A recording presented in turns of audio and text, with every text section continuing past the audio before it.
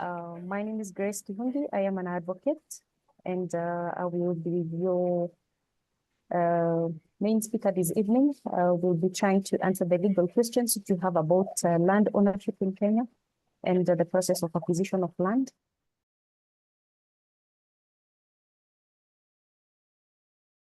I would like to first start by stating that the Constitution, the Kenyan Constitution, does make provision for the right to own property by all citizens, and also foreigners can also own property in Kenya. And by property, in this case, I mean real estate property. And yes, a foreigner can own land in Kenya. But I would also want our listeners this evening to note that much as, yes, a foreigner has a right to own land in Kenya, it is not all land that can be owned by a foreigner. The Constitution limits the kind of property that a foreigner can own, in the sense that whereas a Kenyan can own freehold property, a foreigner will not be allowed to own freehold property in Kenya. A foreigner can only hold leasehold property of up to 99 years.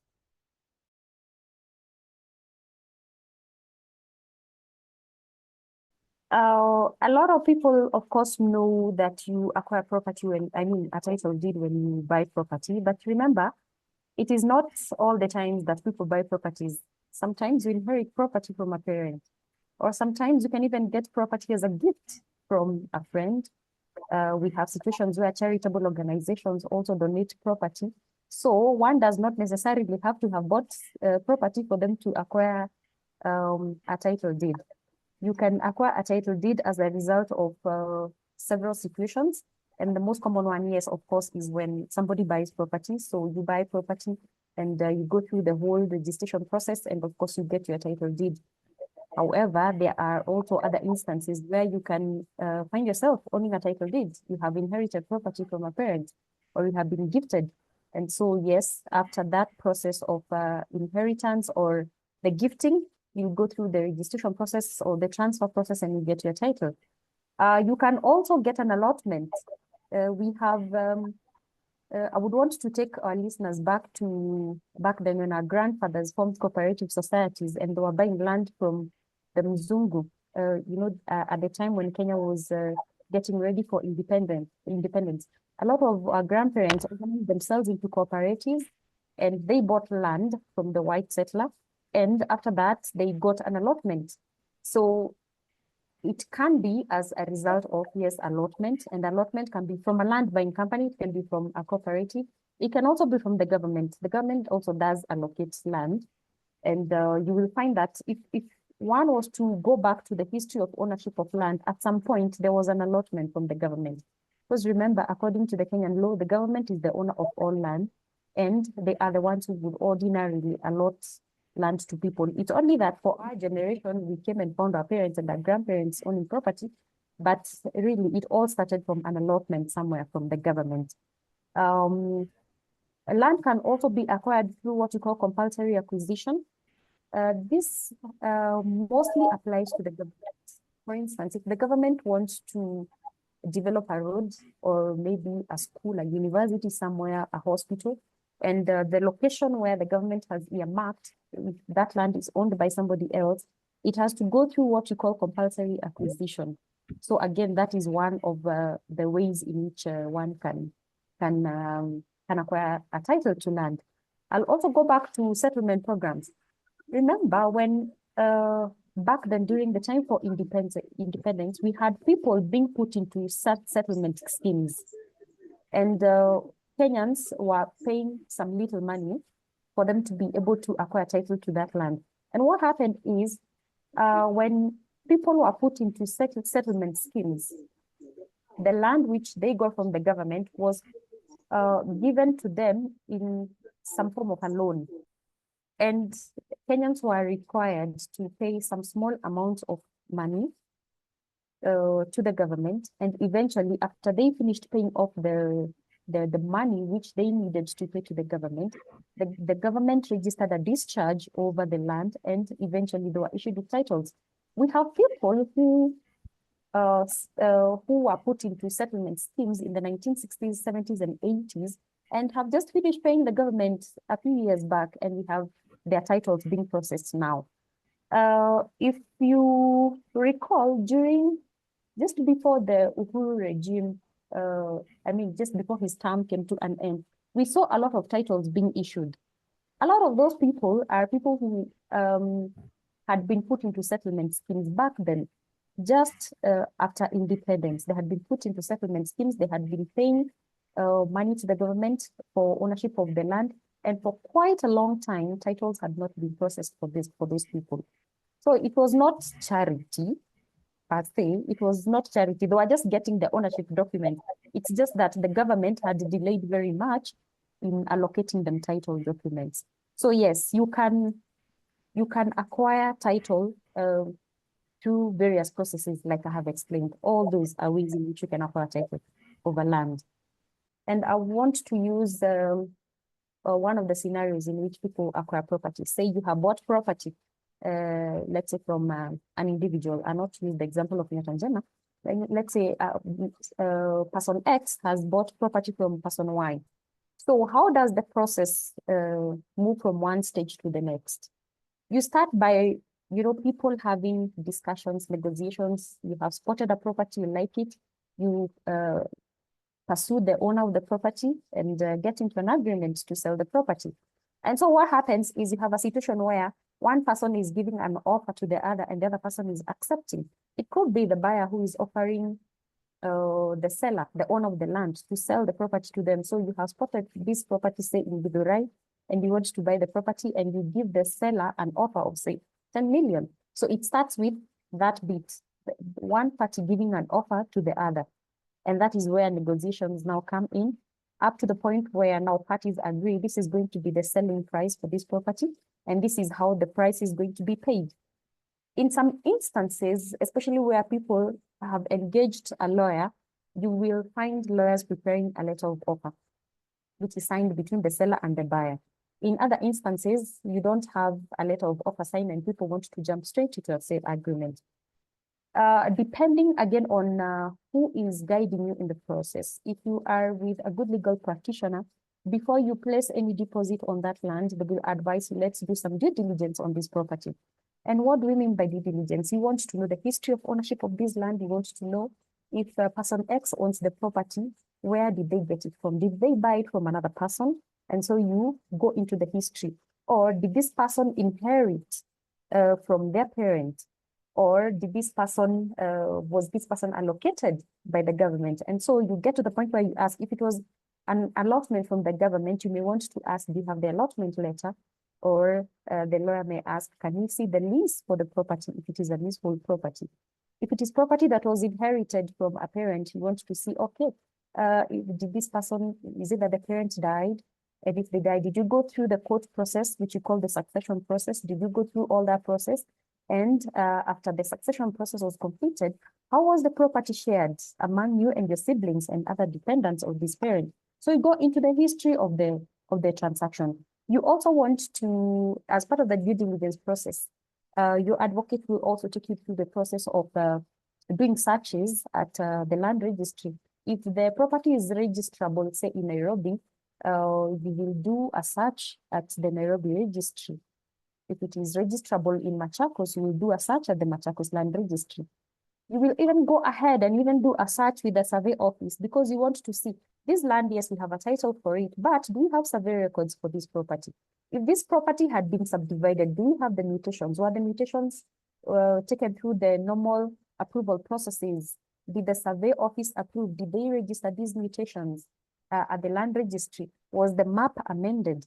And also, as you are doing, even within the due diligence at the survey office, part of the documents that you also obtain is the survey map for the area, because you want to see, is this property really captured in the records of the government, so that you don't buy air, because we know that we have river roads title, so you don't want to deal with a title that is non-existent.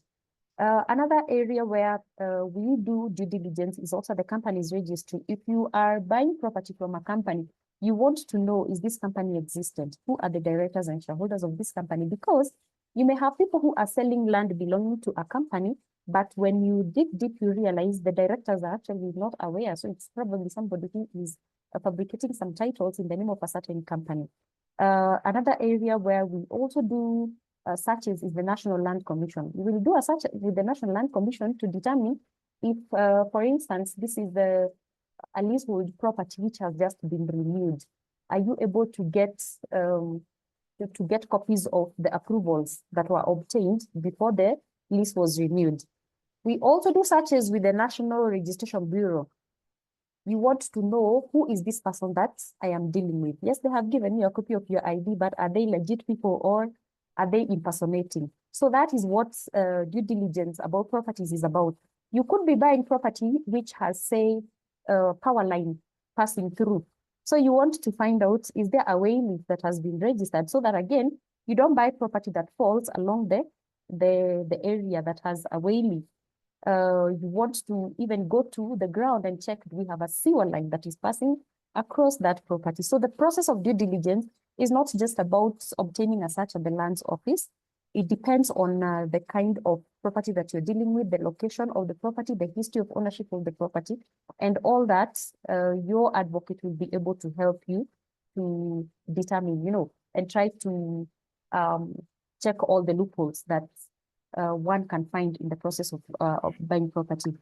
Then we move to the sale agreement stage. Once you are satisfied with the due diligence process, you move to the sale agreement stage, and this is where now you have the contract between the seller and the buyer. The sale agreement will normally contain various provisions. Who are the parties to this transaction?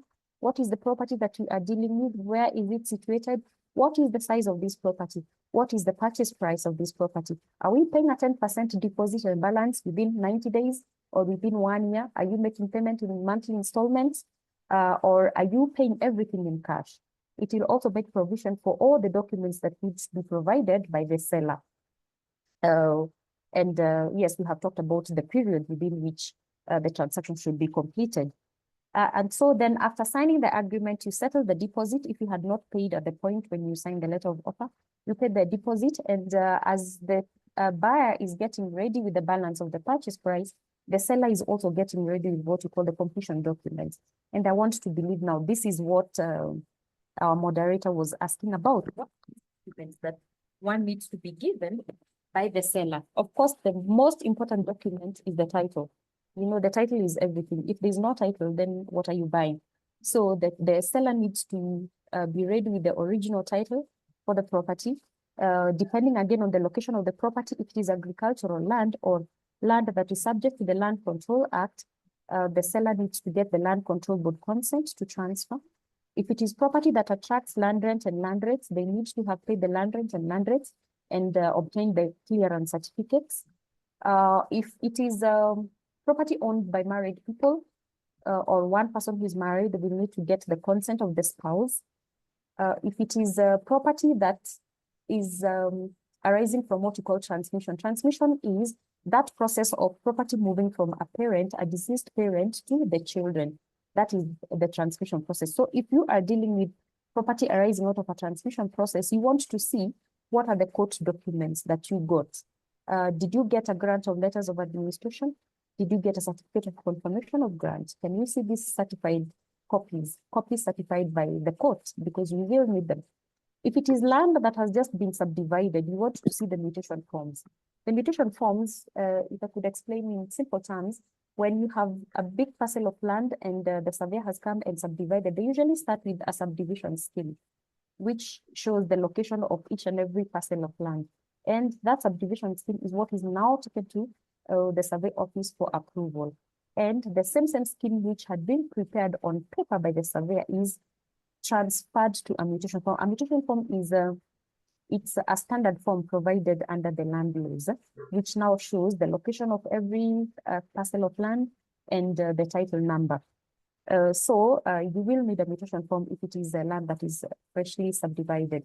You will also need the seller to sign a transfer in favor of the purchaser, because it is this transfer that will be submitted for registration at the lands office. The seller will also need to provide the copies of ID and PIN certificates. And if it is a company that is selling, they will need to give a board resolution of the company authorizing the sale of the property, and also to give a copy of the certificate of incorporation. So once all these documents are ready, the buyer pays the balance of the purchase price, and we move to the next stage, which is now the registration process. The registration process starts with the valuation of the property for stamp duty, because you must pay stamp duty. The government must be paid its tax. When you are buying property, you need to pay stamp duty, and stamp duty is paid at 2% of the purchase price or 4% of the purchase price, depending on the location. 2% in areas which are not urban, and 4% for urban areas. After you pay stamp duty, again, your advocate will go onto the e.t.c platform and generate a stamp duty slip for you, because this has to be submitted to the register. Actually, the generating the stamp duty slip on e.t.c precedes payment of stamp duty, because stamp duty you will pay through the bank, or you can pay by way of M-Pesa, depending on the amount. After that, there is what we call the franking process. The franking process is it is a registry process. It is the process by which the land registry will confirm that stamp duty has been paid, and they will emboss on your transfer. For people who may have bought property, if you look at your transfer, you will see something which looks like a red stamp, and it indicates the amount of stamp duty which you have paid. And at the top right corner, you will see some writings in pounds. It is basically assessment for your stamp duty, and then the what is she called? I'm trying to remember this person who assesses stamp duty. I'm trying to remember their name. The collector of stamp duty, yes. The collector of stamp duty will have confirmed in the records that indeed stamp duty has been received by the government, and so it is going to be embossed on your transfer. It comes in as a red stamp, rectangular in shape. For anybody who may have transacted in land, you may have seen that on your transfer documents. So after the stamping of the documents, they will be booked for registration.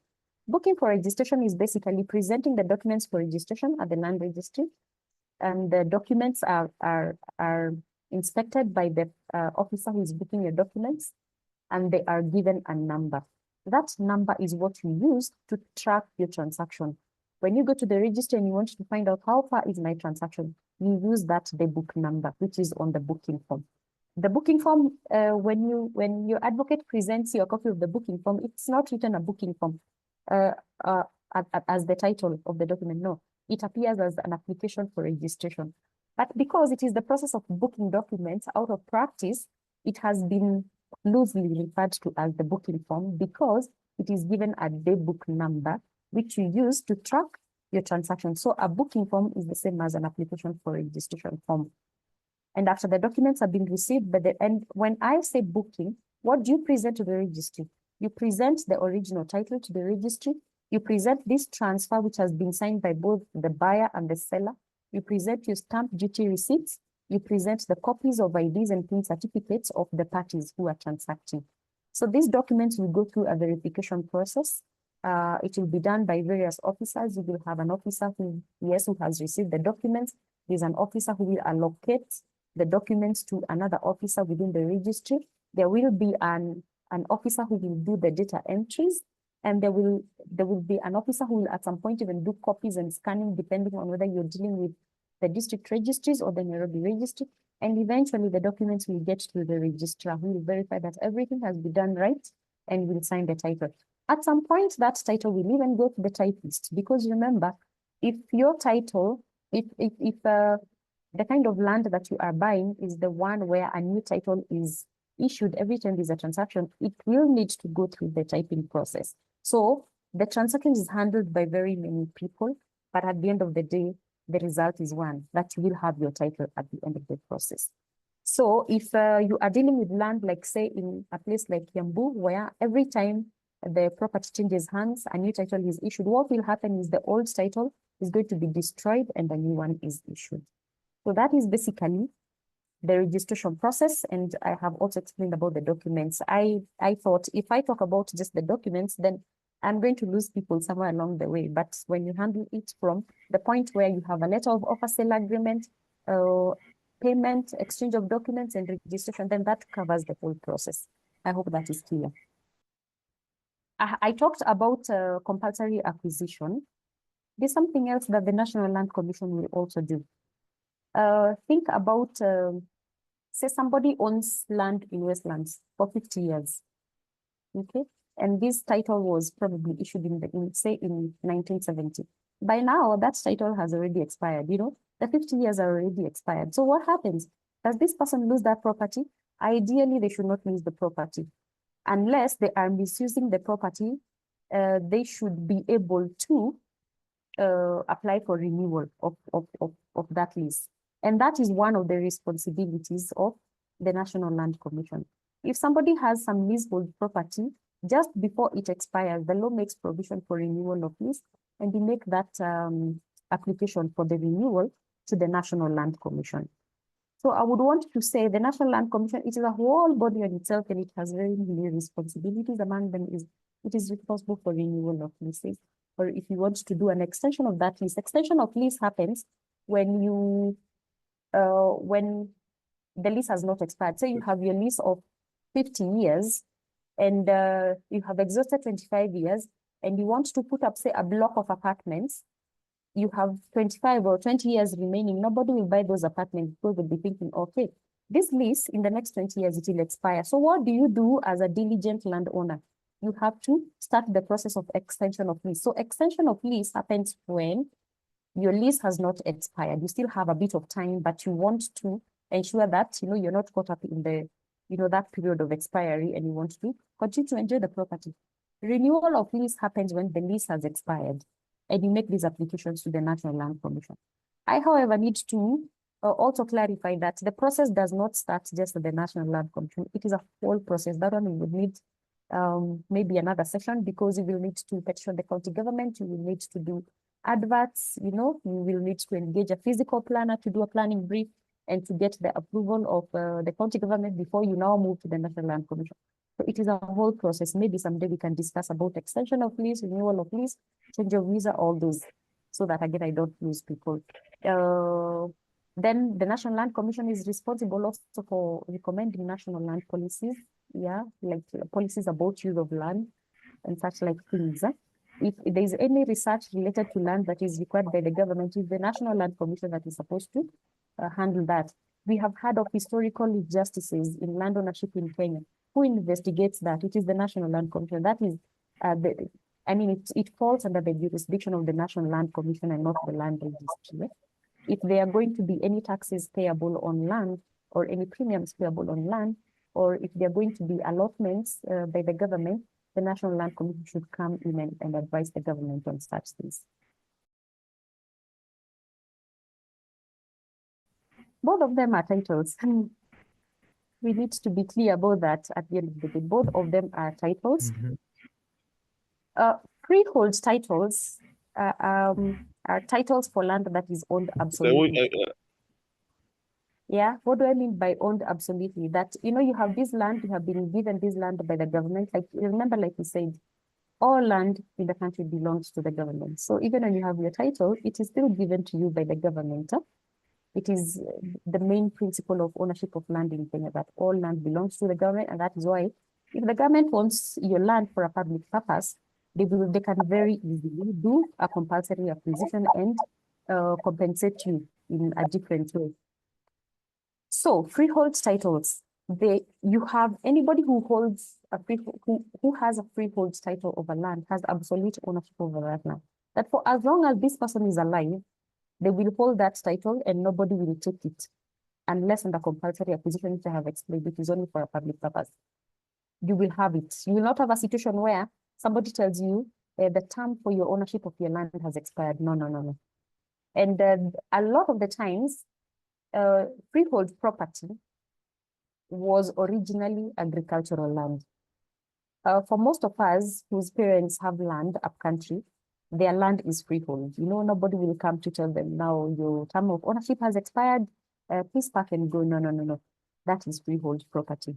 That, you know, if you have complete ownership over that property for as long as the property is yours, unless you have transferred it to somebody, you have sold it to somebody, or you have given it to somebody, you continue to own that property for as long as you will be alive. Leasehold property, on the other hand, is a property that is given to you for a limited period. We have seen leasehold titles for 50 years. Those are the most common ones in prime areas like Westlands, 50 years. We have others for 99 years. 99-year leases are the ones which are more common in other areas, say in Nairobi and other urban areas. So yes, leasehold, you're given for a limited period. Freehold, you own the property absolutely. I was asking the lawyer to give us the procedure if your title is misplaced. That is one. The second question is, if you give me the title, and then on the title, you write my name in correctly, what was the procedure for that to collect it? We can go first to the difference between, you have asked about difference between a license and a lease. Huh? So a lease creates some form of ownership. And ownership, in this case, in conveyancing or legal terms, we call ownership an interest. Yeah. If somebody has a leasehold title, they have a leasehold interest. And that means that they have ownership rights, say for a period of 50 years, if it is a 50-year lease. If it is a 99-year lease, you have ownership rights for 99 years. So yes, a lease confers ownership. It confers interest. It confers an estate. Okay? An estate is basically ownership. Okay? A license, on the other hand, is permission to occupy, permission to use. For instance, you may be, let's say you have bought property in a gated community of apartments. You may be allocated parking number 3 for your apartment. You will find instances where the seller gives you a license over that parking space. And basically what they're trying to tell you is you have been given permission to occupy this parking space, but it does not belong to you. So you don't have exclusive ownership. You actually don't have ownership. You only have permission to occupy, you have permission to use. So that is the difference between a lease and a license. A lease grants you ownership, a license grants you permission to use or permission to occupy. Okay? Then a lease will normally be for a certain period. A license will not ordinarily state the period within which you have been given the permission to occupy or the permission to use. A leasehold interest can be transferred. For instance, I have property in Buruburu for a leasehold term of 99 years. I want to sell it. I can sell that property. I have been given permission to park my vehicle at a particular spot. I cannot sell it. I cannot transfer that interest. I hope that clarifies. Then you have asked about kinds of leases. We have short-term leases, okay? And short-term leases are leases for 2 years and below. And for short-term leases, you don't need to register them at the land registry. We have long-term leases, like the lease somebody will be given when they buy an apartment. You may be given a 50-year lease, a 99-year lease, a 60-year lease. That is a long-term lease, and it would require to be registered at the land registry. You can have what we call a future lease, and a future lease is a leasehold interest that will begin at a future date. For instance, you may get into an agreement where you say you create a leasehold interest, say after 29 years from the date when you are getting into that agreement, or from the date when the lease agreement is signed. So that is a future lease. We also have what we call a periodic lease. And for a periodic lease, the term is not specified. Yeah, and there's also no provision for giving of notice of termination of, say, of a tenancy. So that is a periodic lease.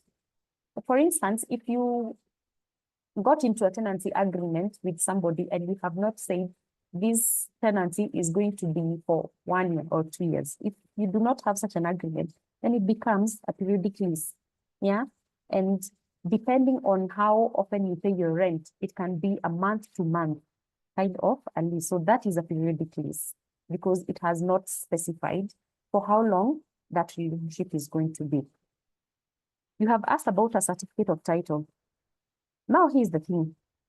When we talk about certificate of titles, title deeds, about conveyances, that is a whole area which would require a lot of time to explain.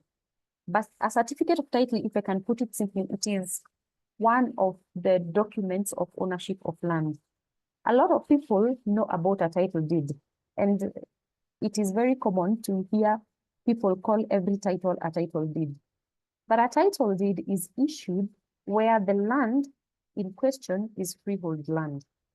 Freehold land registered under what we used to call the Registered Land Act. Now, when I start mentioning acts, I may lose you, but I need to use those names for me to be able to explain. So most of the land that is owned by our parents and even ourselves in the rural areas was originally registered under what we call the Registered Land Act, or in short term, RLA. You may hear somebody saying that is an RLA title. An RLA title will either be a title deed if the ownership is freehold, or a certificate of lease if the ownership is leasehold. We go to certificate of title. A certificate of title used to be issued under what we call the Registration of Titles Act, or RTA, and Land Titles Act. So most land in urban areas, say in Nairobi, in the coastal areas, if you go to Nakuru town, all these town or urban areas where people have leasehold interests, the document of title that is issued is a certificate of title. We also have a certificate of title issued for freehold land in urban areas. I could give an example. In many areas, a lot of the areas in Lavington, in Nairobi, are freehold, or are freeholds, or what we call fee simple. Fee simple is one of the absolute forms of absolute ownership of land. That is, it is not a lease. So we'll have somebody who has, say, an acre in Lavington, and their land is not a lease. Okay, their land it is very prime, but it is not a lease. And because it was not registered under what I have called the RLA, it was registered under the RTA. They got a certificate of title. Okay. We also have land in the coastal region, which was registered under the Land Titles Act. For people who had such land, they got a certificate of title. Okay. I also need at this point to point out that the RLA, the RTA, the LTA, all those acts were repealed in 2012. When we passed the 2010 Constitution, one of the things that needed to be addressed is harmonization of how we register land in Kenya, so that we don't have people who own a title deed, others own a certificate of title, others own a certificate of lease, others own what we call a conveyance. The idea behind repealing all those laws was to ensure that we have a harmonized way of registering land in Kenya, so that if you look at someone's title in Nairobi and title for land in Eldoret and another in Mombasa, they will all look alike. Currently, that is not the case, but the process is ongoing. And what the government is doing, and people who own properties in Nairobi may know this, that the government has started that process of converting titles so that at the end of the day, we will all have a harmonized way of registration of titles. So what is a certificate of title? I have explained. It is issued mostly for land in the urban areas, for titles that were registered under the RTA and the LTA. And we have also said that these acts have been repealed, and now the main laws for registration of land and administration of land is the Land Act and the Land Registration Act. But again, the issue of acts, you know, they're very legal terms. We may not be able to understand in one sitting, but I hope that provides a bit of information on what is a certificate of title and why do we have others called title deeds.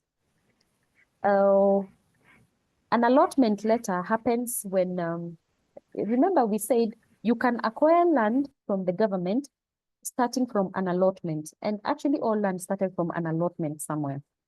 And when that allotment happens, the government does not just allot you land by word of mouth. No, it gives you a letter that shows you have been allotted the land in this area and your land is XYZ and it measures this much.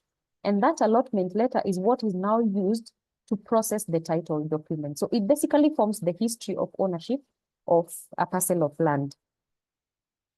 The other question which has been asked is about correction of titles. You can correct very many mistakes in a title. I'll talk about two. You can correct, actually I can talk about even three. You can correct someone's name, which has been misspelled. You can correct the ID number, you can correct the postal address. You can even correct the title number. You can correct the acreage, because remember, all these documents are prepared by humans and we know human is to error. So errors can occur somewhere, registration of land. And the law does make provision for correction. And all we need to do is make an application to the land registry for correction of that land. There's a standard form for making corrections. Okay. I think it should be LRA 87 if I'm not wrong. But there's a standard form where you indicate what the property is and what the error is. It is submitted to the land registry, it is registered. And if the registrar is satisfied that it is an innocent mistake, then the correction will be made. You'll be asked to surrender your title. It's going to be destroyed and you are issued with a new one where the correction will have been rectified. The other question was on procedure for replacement of title. You can replace a title. First of all, let me say, when you lose your title, if your title gets destroyed, if your title is defaced, in the sense that, you know, it can become so old, you can barely see anything, the law does make provision for replacement of titles. It is a legal process, it is legit, it is provided for in the law. And so nobody should be afraid to lose property. Don't imagine that when you lose your title, that you will lose your land. No, no, no, no, no. You will not lose your land. The law makes provision for replacement of title. And what is the procedure for replacement of title? I must warn our listeners this evening that replacement of title is a tedious process. It's not a one-day process. First, you will need to report to the police so that you get an abstract.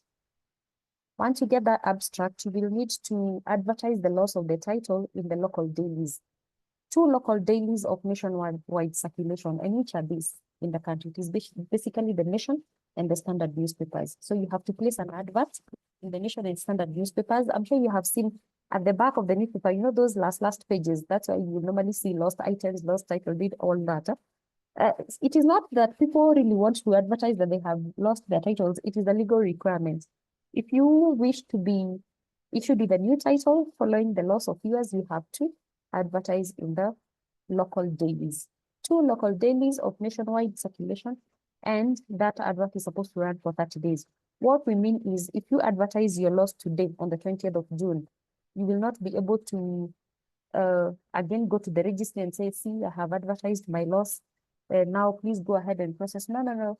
The registry will need to see that you advertised on 20th of June. The earliest we can go back to the registry is the 20th of July, because you have to give time for you to see whether somebody will see that notice, find the title somewhere and bring it to you, or notify the register that they saw that title somewhere. So once you have done that, within this time when the advert is running, your advocate will also be doing other things. They will need to have obtained a search on the title. For some newspapers, one of them, either Nation or the Standard, there's one of them that will normally ask that you provide a search on the land. One does not ask all the times, but it is always good to be armed with a search on the land. So you will need to have obtained a search on that property. And remember, we already obtained the abstract. The local dailies will not advertise that loss if you don't have a police abstract. And you don't give them the original, you give them the copy. Actually, they only ask you to give a soft copy. You can even give those instructions on email. Then your advocate will also prepare what you call the application for replacement of title, and there will also be a statutory declaration. It's some form of an affidavit where you swear and say that you are the owner of the property, that the property has been lost, you have not used that property as security for a loan somewhere, and that if you find the document, you are going to notify the registrar.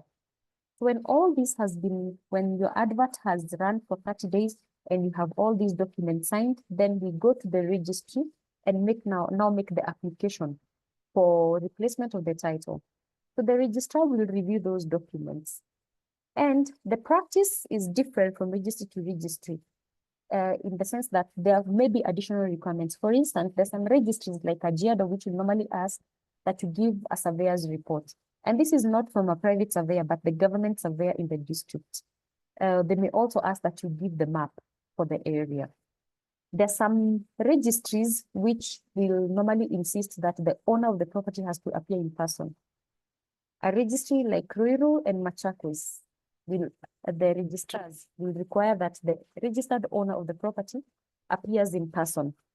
In some registries, and I want to mention Ruiru and Thika because we tend to have a lot of fraud cases in those two registries. Sometimes they ask even for the chief's letter, for the chief to confirm that they know you, that you own land in that area. Others will go ahead and say, bring us a neighbor. Reason being, we have instances where people see a copy of your title.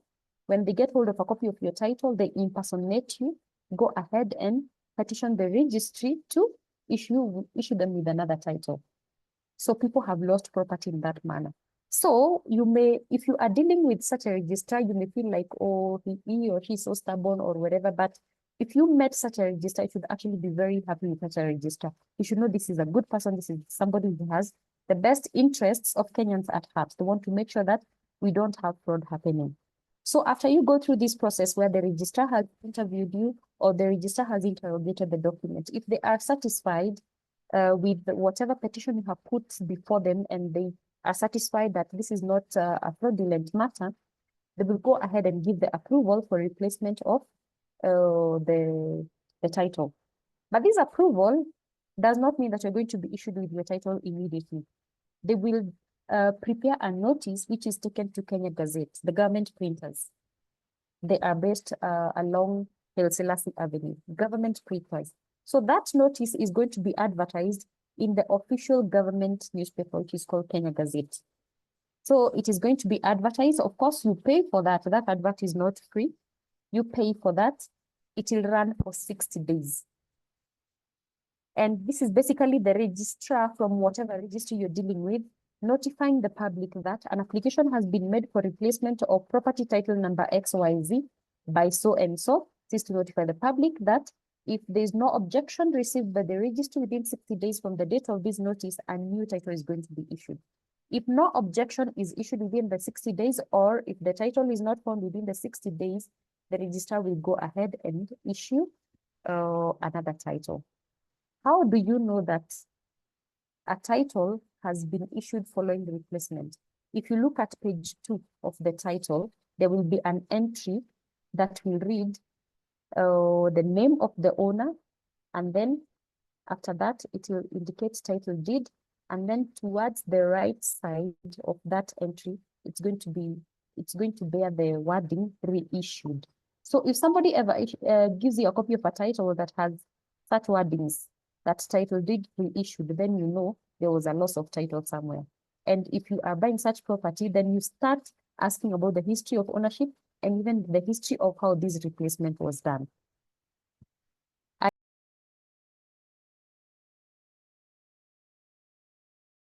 Good evening.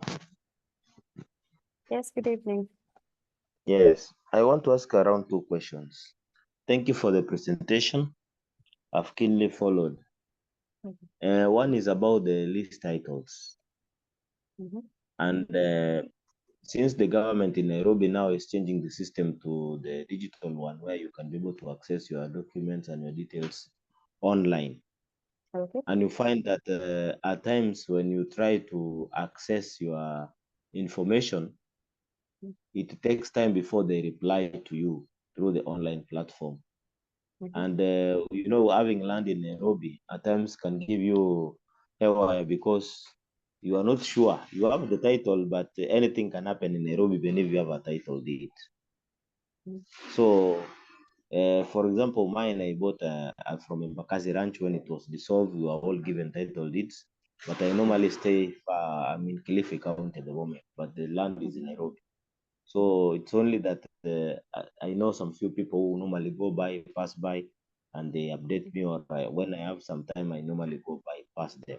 And many people have lost land, the way you've said, by impersonation and something like that. I remember when I was taking the title deed, there is some family who came to claim that they had a piece of land and they had all the documentation, but they were told that title is already taken by somebody else. So matters with land is normally a death sentence. And I also lost a piece of land at Molo through the post-election violence and such kind of things because it's normally a death sentence. So if we as Kenyans, these acts that are being changed now and again, for a layman who does not follow the law, how can this person be secure with this piece of land in the current situation and the current status of our government and the acts that are in place? That is my first question. Question number two, you've talked about the land in coastal region having some challenges with the title deeds and whatever, and you find that people have invested over here, but majority of the people who have invested is because they call it communal land.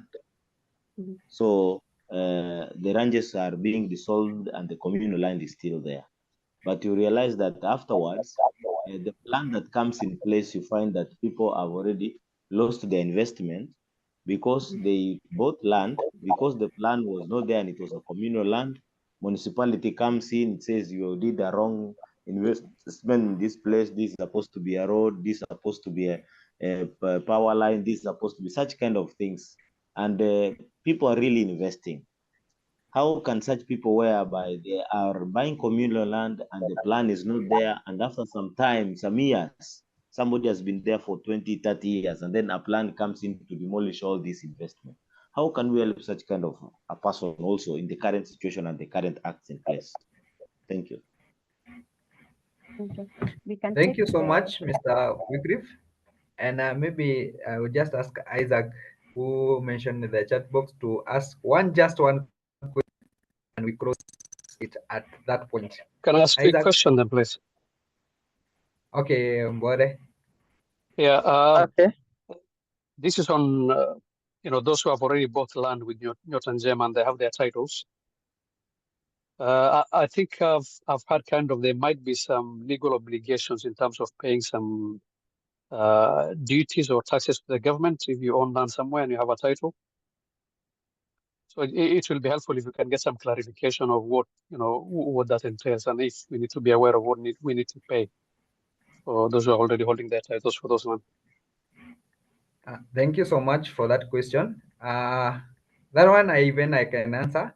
Our properties that we have sold are all freehold, meaning that they have no duty or any fees to be paid upon afterwards.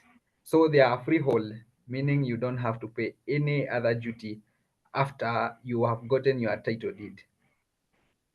Oh, fantastic. Thank you. That's good. Okay. Thank you for the opportunity. Madam Lawyer, before maybe you respond, allow me to ask the questions that maybe you can respond them all together. I hope I'm audible enough. Yes. I wanted to request, maybe you can guide us on how someone can do land search, how you can do your own land search, given you have you have been given the plot number from the mutations, and also yes, how can you go about the whole process of doing a land search individually from the company, independently, I mean. Okay, I think I will start by answering your question. Doing a land search is pretty simple. You need to have a copy of the title. You need to have a copy of your ID and a copy of your PIN certificate. Walk to the land registry, fill in the form for application for an official search. You will fill in that form and then you will be directed to generate a slip for paying the fees from your RD-SASSA account. If you don't have an RD-SASSA account, you will need to register one for you to be able to generate a slip for paying your fees for applying for official search. Remember, today, the government does not want people to pay money cash. You either pay through e-citizen, and if you're dealing with a land transaction, you have to generate the slip for payment from RDPay. You will not be able to generate from RDPay if you don't have an RD-SASSA account. It's very simple to have an RD-SASSA account. You only need to log into the RD-SASSA portal. The process for registering for having an account for an individual is very simple, step by step. And if you get stuck somewhere, just engage the customer care consultants who are normally available on the chat that is on the portal. Once you have your RD-SASSA account, you'll be able to generate a slip for paying your fees. On RDPay, pay your fees, submit the application to the land registry. You will be told how much time you will wait for your search to be processed. A lot of the times they will tell you come after a week. Your search should be ready. Then to answer the questions that have been asked about properties in Nairobi. Okay, let me go to the coastal properties first. Coastal properties will usually have a challenge. Reason being, land at the coast was mostly owned communally. And I always advise my clients, any land that is owned communally, avoid. Any land that is owned by a family, avoid. Unless they have a title for that property. But if these people don't have ownership documents, then it is very tricky. Reason being, let's say you have 1,000 acres owned by a certain community. When that land is owned by the community, the day the government will decide, let's do land adjudication and divide this property and have every family have their own property. You don't know whose property will fall where. And again, remember, when subdivision is being done, you have to make provision for public utilities, like say a trade center, a school, a playground for children. You have to make provision for roads, access roads. You have to make provision for power lines, sewer lines, such things. You don't know where they will fall. So if you bought land from a community, and you see this community, nobody can claim that they own 2 acres and others 5 acres. This is land that is communally owned. If you buy land from such a community, you'll find yourself with problems. I always advise people, avoid land which does not have a title, avoid land which has only a certificate. I know coastal properties are very sweet because, you know, everybody wants to build a holiday home at the coast. But if you decide that to buy property at the coast that has a title, just know that there's an element of risk. The beauty about buying property which has a title is it is already in the government records, it is in the records of the land registry and the survey records, meaning that you can even engage a surveyor. The surveyor can come and retrieve the survey map for you and actually verify that what is on the ground is what is represented in the survey records. If you don't have a title, then how are you able to ascertain that these are the boundaries of my property? This is the title number for my property. The government will not give you protection, unfortunately. The government does not give, we call it indemnification of title.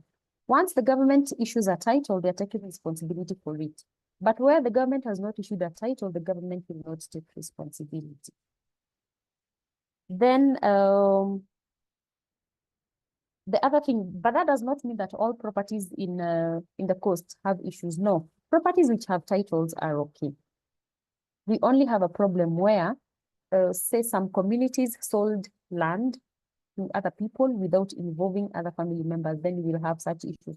So whenever somebody is transacting in coastal properties, it is always important to know the history of ownership of that land. Then about Nairobi properties, here's the thing. The government, what we are calling changes in the Act, it is not something that the government has imagined. No, it is anchored in the law, actually in the Constitution. It is the 2010 Constitution that recommended that we have a harmonized system of registration of land.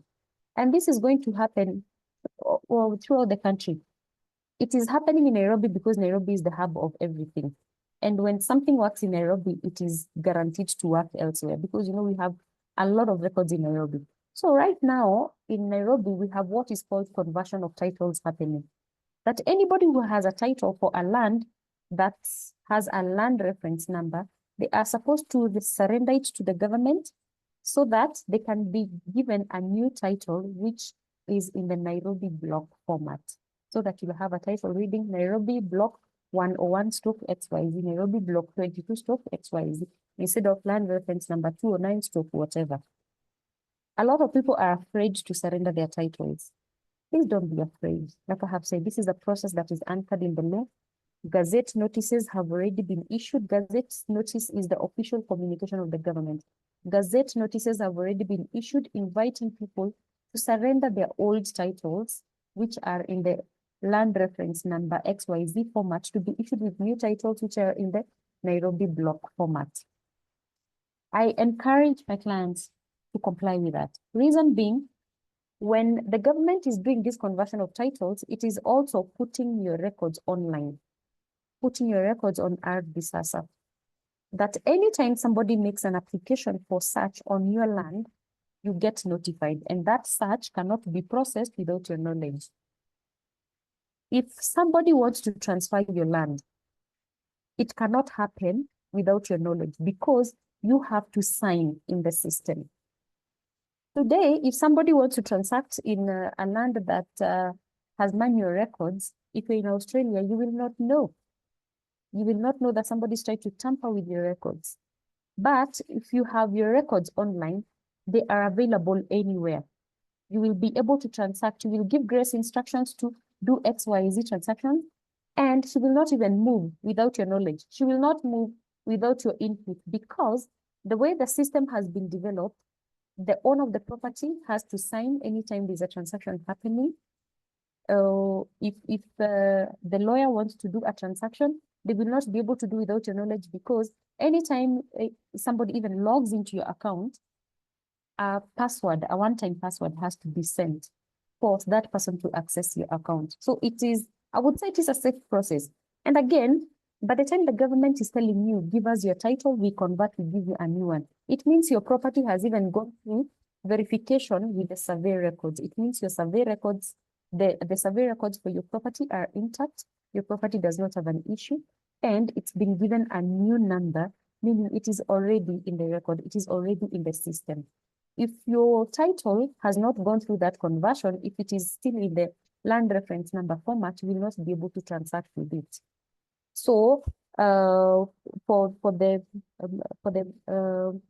person who has asked about, yes, the online records and how do I know whether they are doing the right thing, it is the right thing. I can assure you, the government is issuing the gazette notices like it is required under the law.